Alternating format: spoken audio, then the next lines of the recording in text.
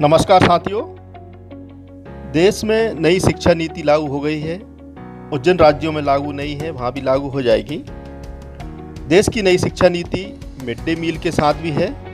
Mid day meal के साथ breakfast और मॉनिटरिंग के लिए हेल्थ कार्ड जारी होंगे।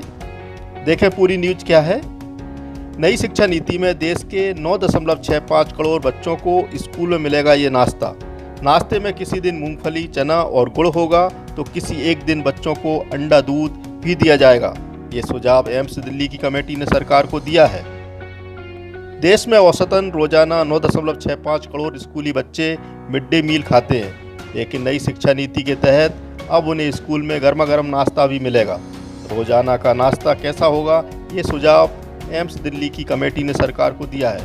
नाश्ते में किसी दिन मूंगफली, चना और गुड़ होगा तो किसी एक दिन बच्चों को अंडा, दूध भी दिया जाएगा। किचन में हलवा बनाने का सुझाव भी कमेटी ने दिया है।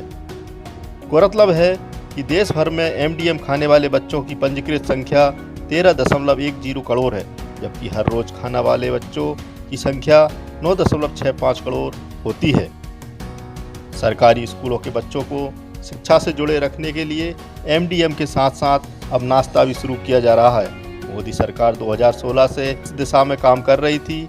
एक सर्वे रिपोर्ट में सामने आया था कि 30 से 40% से अधिक बच्चे इसलिए स्कूल जाते हैं ताकि उन्हें दोपहर का भोजन मिल सके। इसी के चलते नाश्ता शामिल करने की योजना तैयार हुई, क्योंकि इसी रिपोर्ट में सामने आया था कि ये बच्चे पौष्टिक आहार न मिलने से कुपोषण के शिकार होते हैं। इसलिए नाश्ते में पौष्टिक आहार को शामिल किया जा रहा है। इलाकाई खान पान के चलते शामिल हो सकता है अंडा। एम्स की कमेटी ने नाश्ते के मेनू को इस तरह तैयार किया है कि बच्चों को ज़्यादा से ज़्यादा पौष्टिक भोजन खाने को मिले। इसी के चलते अंडे को नाश्ते में शामिल किया गया है, लेकिन इलाकाई खान पान के आधार पर बच्चों को अंडा दिया जा सकता है। जानकारों की माने तो नॉर्थ ईस्ट के स्कूलों में एमडीएम में अंडा शामिल है।